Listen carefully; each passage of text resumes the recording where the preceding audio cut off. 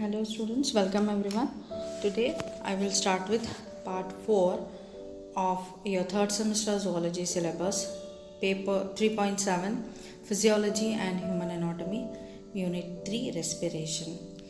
So in part 3 I have told you about vital capacities, different respiratory volumes and respiratory capacities. ಅದರ ಬಗ್ಗೆ ಹೇಳಿದೆ. ಇವಾಗ ಈ ಪಾರ್ಟಲ್ಲಿ ನೀವು ಟ್ರಾನ್ಸ್ಪೋರ್ಟ್ ಆಫ್ ರೆಸ್ಪಿರೇಟರಿ ಗ್ಯಾಸಸ್ ನಿಮಗೆ ಗೊತ್ತಿರಂಗೆ. So we have two types of respiratory gases, one is oxygen and another one is carbon dioxide.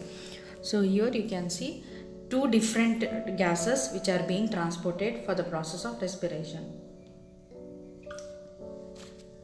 Transport of oxygen and transport of carbon dioxide ಎರಡೂ ಕೂಡ ಸಪ್ರೇಟ್ ಹೆಡ್ಡಿಂಗ್ಸಲ್ಲಿ ಸ್ಟಡಿ ಮಾಡ್ತೀರಾ.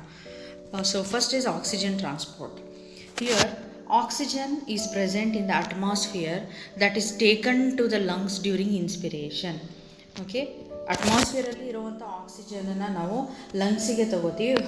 How I mean what process ಮುಖಾಂತರ ತಗೋತೀವಿ ಅಂತ ಹೇಳಿದ್ರೆ inspiration ಅಂತ. So I have told you there are two types of techniques, inspiration and expiration. Inspiration ಪ್ರಾಸೆಸ್ಸಲ್ಲಿ ನಾವು ಅಟ್ಮಾಸ್ಫಿಯರಲ್ಲಿ ಇರುವಂಥ ಆಕ್ಸಿಜನನ್ನು we respire and take in the lungs.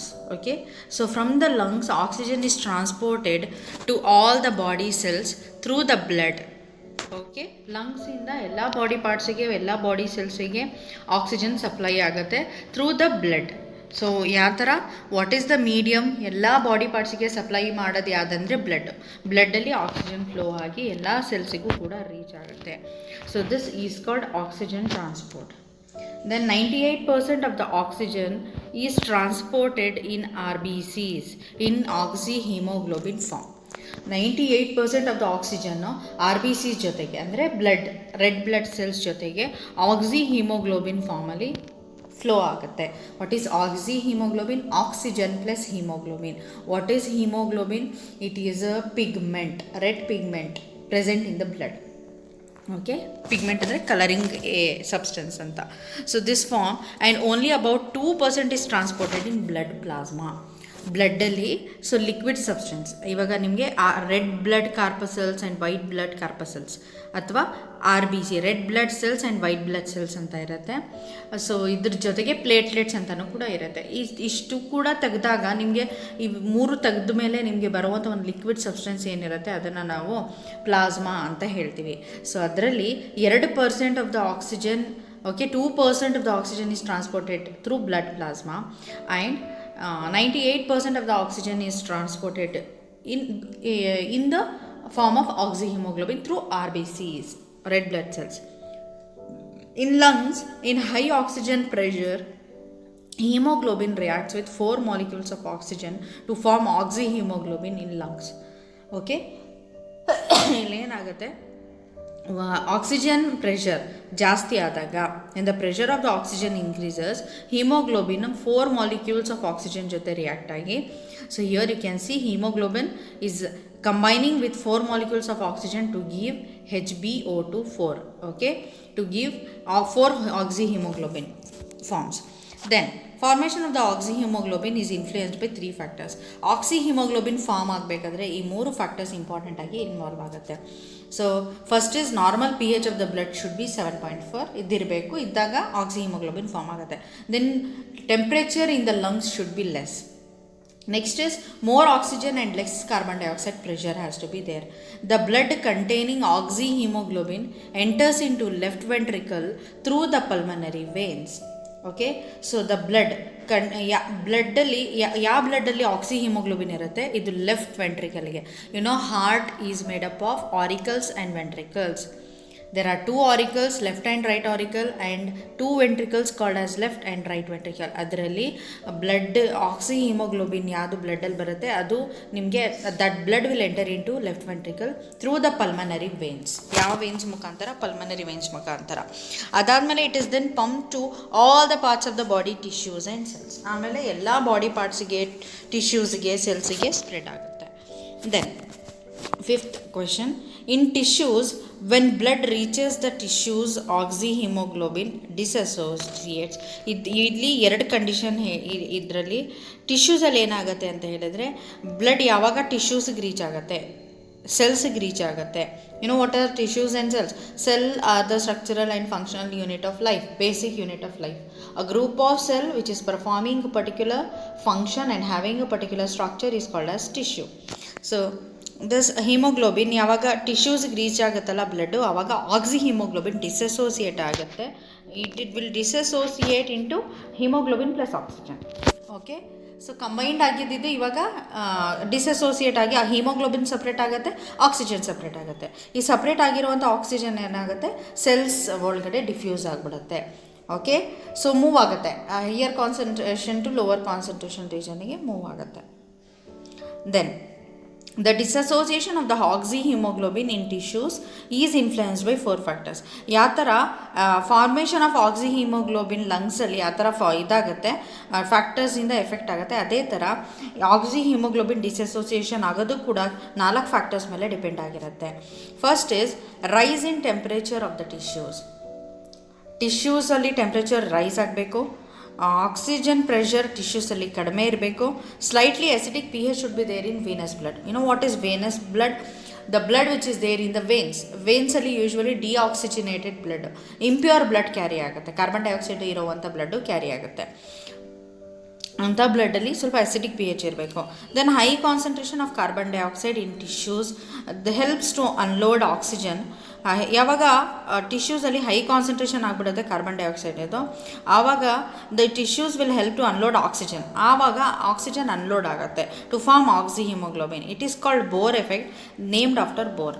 ಇದನ್ನು ಬೋರ್ ಎಫೆಕ್ಟ್ ಅಂತ ಹೇಳ್ತಾರೆ. What is Bohr effect here? High concentration of carbon dioxide in tissues helps to unload oxygen from oxyhemoglobin. Unload in the sense dissociate ಆಗೋದಕ್ಕೆ help ಮಾಡುತ್ತೆ. Hb separate ಆಗುತ್ತೆ, hemoglobin separate ಆಗುತ್ತೆ, oxygen separate ಆಗುತ್ತೆ. ಯಾವಾಗ carbon dioxide concentration ಟಿಶ್ಯೂಸಲ್ಲಿ ಜಾಸ್ತಿ ಆಗುತ್ತೆ ಆವಾಗ. ಓಕೆ, ಸೊ ಈ ಎಫೆಕ್ಟನ್ನ ಬೋರ್ ಎಫೆಕ್ಟ್ ಅಂತ ಹೇಳ್ತಾರೆ. It is named after the discoverer. ಇದು ನೇಮ್ ಆಫ್ ದ ಸೈಂಟಿಸ್ಟ್. ಇದು ಬೋರ್ ಅನ್ನೋರು ಇದರ ಫಸ್ಟ್ ಟೈಮು ಕಂಡುಹಿಡಿತಾರೆ. ಅವ್ರ ಹೆಸರಿಂದ ಇದಕ್ಕೆ ನೇಮ್ ಕೊಟ್ಟಿದ್ದಾರೆ. ನೆಕ್ಸ್ಟ್, ಕಾರ್ಬನ್ ಡೈಆಕ್ಸೈಡ್ ಟ್ರಾನ್ಸ್ಪೋರ್ಟ್ ಯಾವ ಥರ ಆಗುತ್ತೆ ಅನ್ನೋದನ್ನು ಓದಬೇಕಾದ್ರೆ, the transport of the carbon dioxide from tissues to the lungs. Oxygen transport ಲಂಗ್ಸಿಂದ ಟಿಶ್ಯೂಸ್ಗಾಗುತ್ತೆ. ಇಲ್ಲಿ ಕಾರ್ಬನ್ ಡೈಆಕ್ಸೈಡ್ ಟ್ರಾನ್ಸ್ಪೋರ್ಟೇಷನ್ ಟಿಶ್ಯೂಸಿಂದ ಲಂಗ್ಸ್ಗಾಗುತ್ತೆ through the blood. Through what? Same thing, ಬ್ಲಡ್ಡೇ ಮೀಡಿಯಮ್ ಆಗಿರುತ್ತೆ ಇಲ್ಲೂ ಕೂಡ. ಇದನ್ನು ಕಾರ್ಬನ್ ಡೈಆಕ್ಸೈಡ್ ಟ್ರಾನ್ಸ್ಪೋರ್ಟ್ ಅಂತ ಹೇಳ್ತೀವಿ. Here carbon dioxide is continuously produce in the cell. ಇವಾಗ ಸೆಲ್ಸಲ್ಲಿ ಪ್ರತಿಯೊಂದು ಸೆಲ್ಲಲ್ಲಿ ಆಕ್ಸಿಜನ್ ಅಬ್ಸರ್ವ್ ಮಾಡಿದ ತಕ್ಷಣ ಕಾರ್ಬನ್ ಡೈಆಕ್ಸೈಡ್ ರಿಲೀಸ್ ಆಗುತ್ತೆ.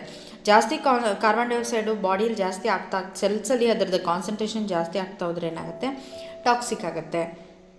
ಅದಕ್ಕೋಸ್ಕರ ಅದು ಆಗಿನಾಗಲೇ ಏನಾಗ್ತಿರ್ಬೇಕು, ಬಾಡಿಯಿಂದ ಹೊರಗಡೆ carbon dioxide ಬರ್ತಿರ್ಬೋದು.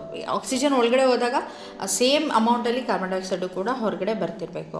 So carbon dioxide is transported both by plasma and RBC. ಇದು ಕೂಡ ಪ್ಲಾಸ್ಮಾ ಲಿಕ್ವಿಡ್ ಸಬ್ಸ್ಟೆನ್ಸಿಂದ ಮತ್ತು ರೆಡ್ ಬ್ಲಡ್ ಸೆಲ್ಸಿಂದನೂ ಕೂಡ ಟ್ರಾನ್ಸ್ಫರ್ ಆಗುತ್ತೆ. About 67% of the carbon dioxide is carried by plasma and remaining 33% is carried by RBC here. Okay, 67% is carried by plasma. Most of the carbon dioxide is carried by plasma, and very small amount of the carbon dioxide is carried by RBC, red blood cell. Carbon dioxide is carried in 3 forms. First is as carbonic acid, and second as carbamino compounds, and third is bicarbonate. So how it is transferred in the form of carbonic acid? We'll see that. About 5% of the carbon dioxide dissolves in plasma to form carbonic acid. What is carbonic acid? H2CO3. 2 molecules of water, 3 molecules of carbonate. And it is carried to the lungs here. Lungs carry agate. In the lungs what happens is the reaction is reversed to release the carbon dioxide. Okay. Carbon dioxide ಮತ್ತು water combined ಆಗಿರೋದು. So once it reaches to in the lungs, okay, ಟಿಶ್ಯೂಸ್ಗೆ ಹೋಗುವಾಗ here carbon dioxide will combine with water to form H2CO3.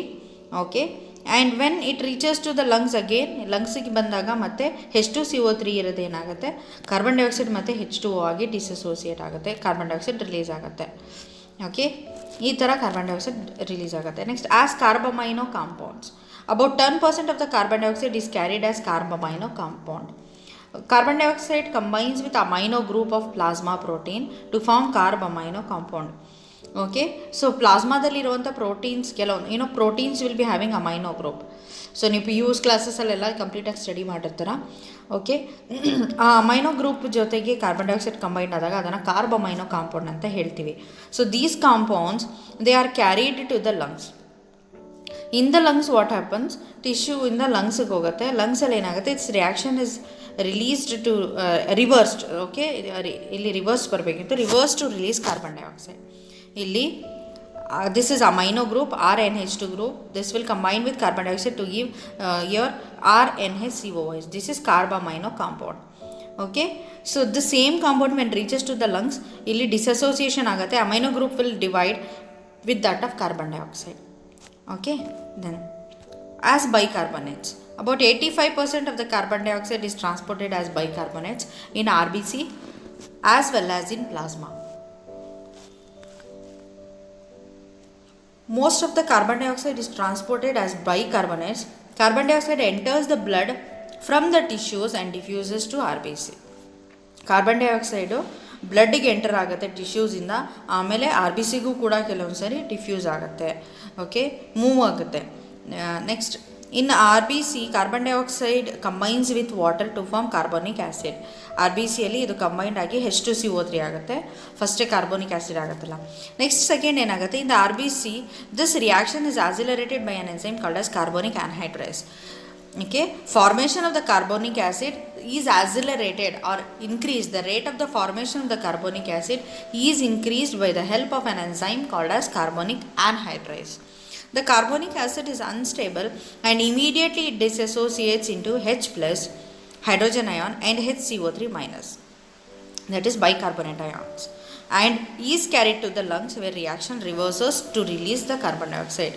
Here you can see carbon dioxide will combine with water, your H2O in the tissues to give H2CO3, that is carbonic acid, and carbonic acid when reaches the lungs it will dissociate it into water molecule and carbon dioxide. H2CO3, this will when again it will reaches into the tissues, it will dissociate into H plus and HCO3 minus. Okay, so this again ಲಂಗ್ಸ್ಗೆ ಹೋದಾಗ ಅದು ಮತ್ತೆ carbonic acid ಆಗುತ್ತೆ and that will dissociate like this, ಈ ಥರ ಆಗುತ್ತೆ. ಟಿಶ್ಯೂಸಿಗೆ ಹೋದಾಗ ಈ ಥರ ಬೈಕಾರ್ಬೊನೇಟ್ ಮತ್ತು ಹೈಡ್ರೋಜನ್ ಅಯಾನ್ ಆಗಿ ಡಿಸೋಸಿಯೇಟ್ ಆಗುತ್ತೆ. Okay, this is how your carbon dioxide is released. So today I have started with transport of respiratory gases, the new topic in that transport of oxygen and transport of carbon dioxide. So oxygen transport, here I told you oxygen transport takes place, transport of the oxygen to all the parts of the body from lungs is called as oxygen transport. 98% of the oxygen is transported in red blood cells in the form of oxyhemoglobin, that is hemoglobin will combine with 4 molecules of oxygen to form oxyhemoglobin. Okay, so there are some factors. So there are 3 factors on which the formation of the oxyhemoglobin is included, that is pH of the blood, then temperature of the lungs, and then oxygen and carbon dioxide pressure. So in tissues, when the blood reaches the tissues, oxyhemoglobin will dissociate and oxygen is diffused into the cells. Then again oxyhemoglobin dissociation kuda 4 factors ಮೇಲೆ depend ಆಗಿರುತ್ತೆ. So that is temperature of the tissues, pressure of the tissues, then pH of the venous blood, and concentration of the carbon dioxide in tissues. Okay, so there is one terminology called as Bohr effect. What is Bohr effect is high concentration of the carbon dioxide in the tissues. This will help to unload oxygen from oxyhemoglobin, that is dissociate, remove oxygen from oxyhemoglobin. This effect is called as Bohr effect. Okay, ಯಾವಾಗ carbon dioxide concentration ಟಿಶ್ಯೂಸಲ್ಲಿ ಜಾಸ್ತಿ ಆಗುತ್ತೆ ಆವಾಗ ಏನಾಗುತ್ತೆ ಅಂತ ಹೇಳಿದ್ರೆ ಆಕ್ಸಿಹಿಮೋಗ್ಲೋಬಿನಿಂದ oxygen remove ಮಾಡೋದು ಈಸಿ ಆಗುತ್ತೆ. ಸೊ ಈ ಎಫೆಕ್ಟನ್ನು ಬೋರ್ ಎಫೆಕ್ಟ್ ಅಂತ ಹೇಳ್ತೀವಿ. Then carbon dioxide is transported in 3 form, as carbonic acid, as carbamino compound, and as bicarbonate. So as carbonic acid, 5% of the carbon dioxide is transported. Here carbon dioxide will combine with water to form H2CO3 in tissues. When it reaches the lungs, then in the lungs carbon dioxide will dissociate. Then as carbamino compound, 10% of the carbon dioxide is carried as carbamino compound. Here carbon dioxide will combine with amino group in the tissue to form carbamino compound. The same carbamino compound when reaches the lungs ಗೆ reach ಆದಾಗ carbon dioxide ಮತ್ತು amino group dissociate separate ಆಗುತ್ತೆ, carbon dioxide release ಆಗುತ್ತೆ ಬಾಡಿಯಿಂದ ಹೊರಗಡೆ. Then as bicarbonates, about 85% of the carbon dioxide is transported as bicarbonates in the RBCs. Okay, so here you can see when ಅದಾದಮೇಲೆ carbonic acid unstable ಇರಿದ್ರೆ it is unstable and this will dissociate into hydrogen ion and bicarbonate ion, that is H plus and HCO3 minus ayon. Okay, so this is carried to the lungs where reaction is reversed to release carbon dioxide. Okay na, so this whole thing is taking place in tissue and your H plus and HCO3 minus ions will combine to give you H2CO3, that is carbonic acid, and carbonic acid will dissociate into carbon dioxide and water when it reaches the lungs. ಈ ಥರ 3 ಫಾರ್ಮಲ್ಲಿ ನಿಮಗೆ carbon dioxide release ಆಗುತ್ತೆ. So this is how oxygen and carbon dioxide is transported in ಬ್ಲಡ್ಡಲ್ಲಿ transport ಆಗುತ್ತೆ. Okay, so with this I will be stopping today's class. So thank you students.